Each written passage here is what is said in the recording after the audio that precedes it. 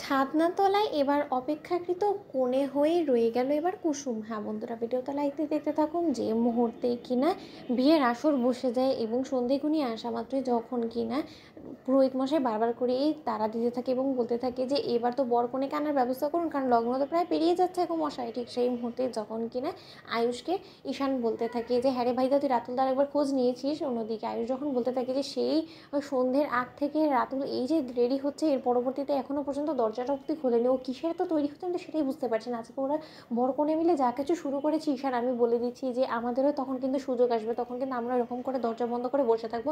ওরা হাজার টাকাটা কী করলো আমরা কিন্তু আর উত্তর দেবো না, আমি বলে রাখলাম। ঠিক সেই মুহূর্তে ঈশান বলতে থাকে যে আরে ভাই তুই এতটা ব্যতিব্যস্ত কেন হচ্ছিস বলতো, আর এখনও তো অনেকটা সময় আছে বিয়ে শুরু হতে, তাই না? অন্যদিকে আয়ুষ বলতে থাকে যে আর ঈশান তুই তো খুব ভালো করে জানিস যে মা লেট করাটা একদম পছন্দ করে না, আর এদিকে তো বর পক্ষ আমরা কনে পক্ষ আমরা কিন্তু এখনও পর্যন্ত রাতুলের দেখা মিলছে না। যতক্ষণ পর্যন্ত না বর আসছে ততক্ষণ পর্যন্ত আমরা কী করিবা কনেকে ছাদনা তলায় আনার ব্যবস্থা করি বলতো। এদিকে তো পুরোহিত মশাই বলছে যে লগ্ন প্রায় পেরিয়ে যাচ্ছে, কিন্তু এদিকে দেখ রাতুলের কোনো রকম কোনো হুঁশই নেই।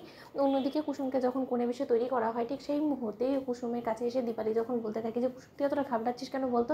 অন্যদিকে কুসুম বলতে থাকে যে পিসি আমার কোনো কিছু ভালো লাগছে না, এই কোণে বেশে তৈরি হয়ে আমি কী করবো বলতো, যেখানে কিনা আমি বিয়েটা করতে ইচ্ছুক না।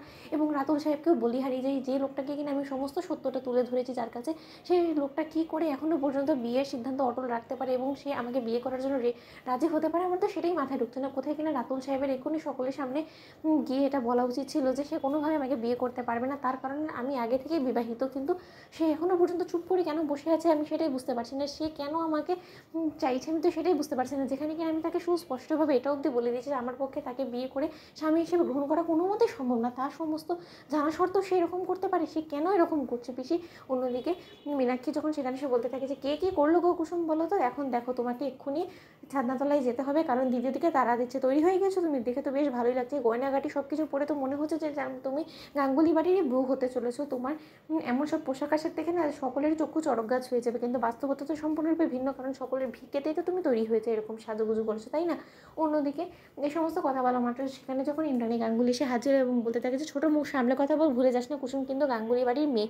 অন্যদিকে মীনাক্ষীকে যখন দীপালি বলতে থাকে যে ম্যাডাম তাতে কী আছে বলুন তো, সকলের ভিক্ষেতে হলো কুসুমকে দেখতে তো খুব ভালো লাগছে তাই না? অন্যদিকে রাতুলের অনুপস্থিতিতেই যখন কিনা কুসুমকে ছাদনাতলায় নিয়ে আসা হয় এবং কুসুম যখন পান পাতার আড়ালে ঘাবড়াতে থাকে এবং বলতে থাকে যে হায় ঈশ্বর তুমি দেখো কোনোভাবে যাতে রাতুল সাহেবের মুখটা আমার না দেখতে হয়, আমার পক্ষে কোনোভাবে বিয়েটা করা সম্ভব হবে না, আমি কোনো মতেই পান পাতা সরিয়ে রাতুল সাহেবের মুখ দেখতে পারবো না, এটা তো আমার জন্য পাপ হবে, কারণ আমার স্বামী বেঁচে থাকতে আমি অন্য পরপুরুষের মুখ কেনই বা দেখতে চাবো ছাদনাতলায়, আমার তো সেটাই মাথায় ঢুকছে না ঈশ্বর। অন্যদিকে রাতুলের কোনো মতে দেখা না মেলা ইন্দ্রাণী গাঙ্গুলি বলতে থাকে যে রাতুল কোথায়। ঠিক সেই মুহূর্তে ঈশান বলতে থাকে যে মা রাতুলকে খুঁজে পাওয়া যাচ্ছে না। তো বন্ধুরা লাইক এবং শেয়ার করে সাবস্ক্রাইব করো।